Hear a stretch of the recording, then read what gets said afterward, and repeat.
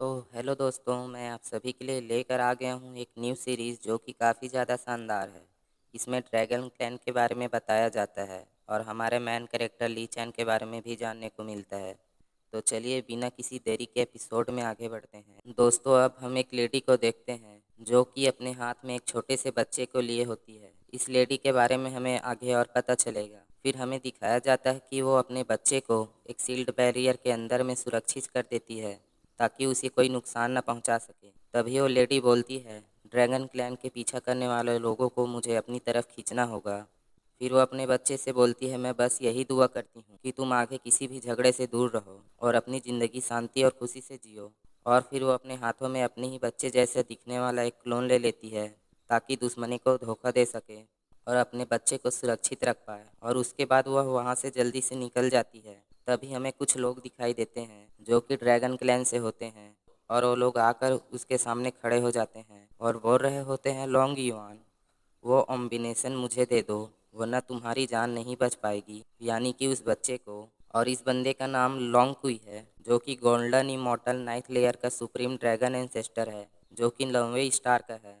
तभी वो लेडी बोलती है, ड्रैगन एंसेस्टर, जो आपको चाहिए वो पहले ही आपको मिल चुका है। तभी वो लेडी अपनी स्पिरिचुअल तलवार निकालती है और उन लोगों पर हमला करने की कोशिश करती है, लेकिन वो आदमी उसके अटैक से बचने के लिए तुरंत एक बैरियर बना लेता है और अपने दोनों सोल्जर को हमला करने का आदेश दे देता है। तभी वह दोनों सोल्जर मिलकर उस लेडी पर अटैक करने लगते हैं, लेकिन वो लेडी इतनी ताकतवर होती है कि एक ही अटैक में, एक ही झटके में उन दोनों को ख़त्म कर देती है। तभी उन दोनों के बीच एक आइकॉनिक लेवल की फ़ाइट शुरू हो जाती है। फिर लॉन्ग कोई प्रिंसेस से सरेंडर करने के लिए बोलता है और उसे चेतावनी देता है कि अब यहाँ से बच के जाने का कोई रास्ता नहीं। और वो आगे कहता है, तुम्हारी ताकत भी कुछ खास नहीं है जो मुझे हरा सके। फिर प्रिंसेस गुस्से में कहती है, अगर मैं अपने बेटे को बचाते वक्त हमले में घायल नहीं हुई होती तो तुम्हें मारना मेरे लिए उतना ही आसान होता जितना कि किसी कुत्ते को मारना होता है। तभी लॉन्ग कोई बोलने लगता है, उस बच्चे ने हमारे ड्रैगन क्लैन को शर्मसार किया है, ये बच्चा जिंदा नहीं बचेगा। फिर प्रिंसेस बोलने लगती है, एंसेस्टर की लंबी उम्र का बहाना तुम लोगों ने बनाकर मेरे बच्चे की ड्रैगन बोन तक निकाल ली है और अब तुम लोग उसे जान से मारना चाहते हो।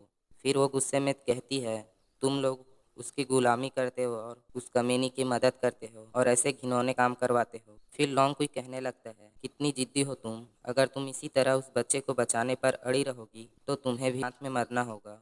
और ऐसा कहती ही वो उस पर बहुत से खतरनाक तरीके से अटैक करने लग जाता है। चारों तरफ जबरदस्त टक्कर की आवाज़ें गूंजने लगती। फिर लॉन्ग कोई एक ड्रैगन को समन कर लेता है और अपने उस ड्रैगन की ताकत को अपनी तलवार के साथ कॉम्बाइन करा देता है और उससे प्रिंसेस पर जोरदार हमला करता है, जिससे प्रिंसेस अपने बैरियर से रोकने की कोशिश करती है।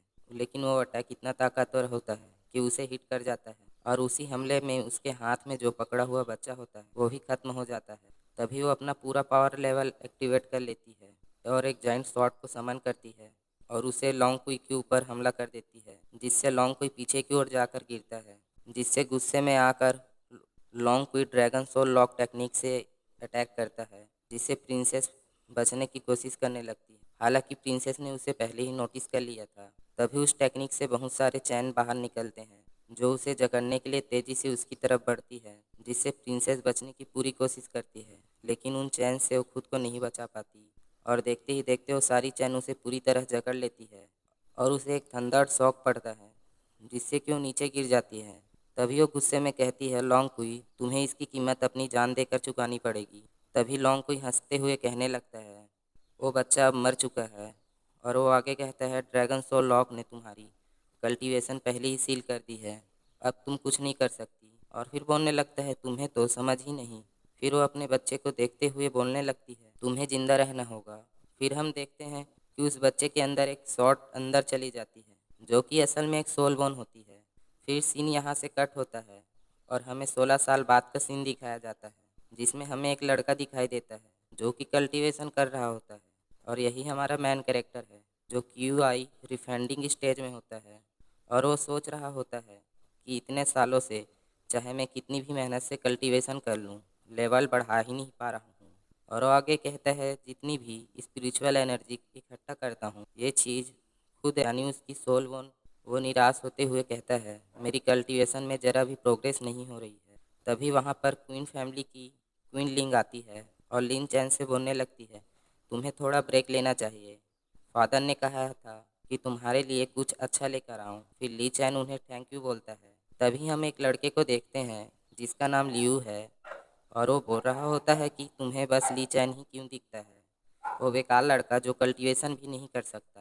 फिर क्विनलिंग बोलती है, आंट को मेरी ज़रूरत है, मैं जाकर उनको देख कर आती हूँ। फिर वो वहाँ से चली जाती है और उसके जाते ही लियू लिन चैन के ऊपर काफ़ी खतरनाक तरीके से हमला करने लगता है। तभी लिन चैन उससे बोलने लगता है, तुम मुझ पर हमला क्यों कर रहे हो। फिर लियू बोलने लगता है, एक बेकार आदमी जो क्वीन या रेफेंडिंग के फर्स्ट लेवल तक भी नहीं पहुंच पाया, तुम क्वीन लिंग के लायक भी बिल्कुल नहीं हो। फिर वो बोलने लगता है, मैंने पहले कभी तुम्हें नहीं मारा, सिर्फ इसलिए क्योंकि मेरी मदर क्वीन हैंग से थोड़ी सावधान थी, लेकिन आज मेरी माँ ने आखिरकार फैसला कर ही लिया।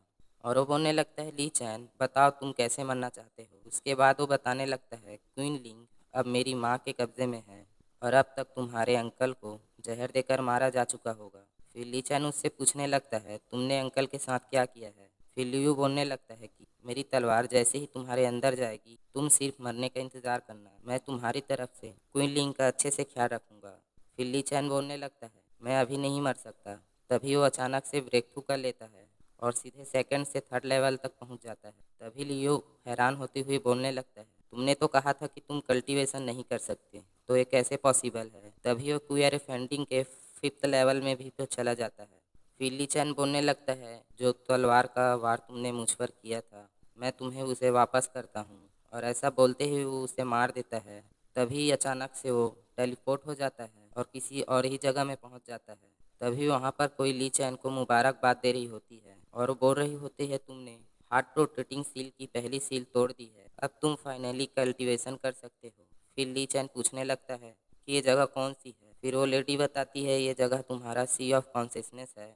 तभी वो बताने लगती है, मैं स्वॉट की स्पिरिट हूँ, मेरा नाम वीडलिंग है, मैं मेरे मास्टर ने मुझे हार्ट रोटेटिंग सील में सील कर दिया था तुम्हारी हिफाजत के लिए।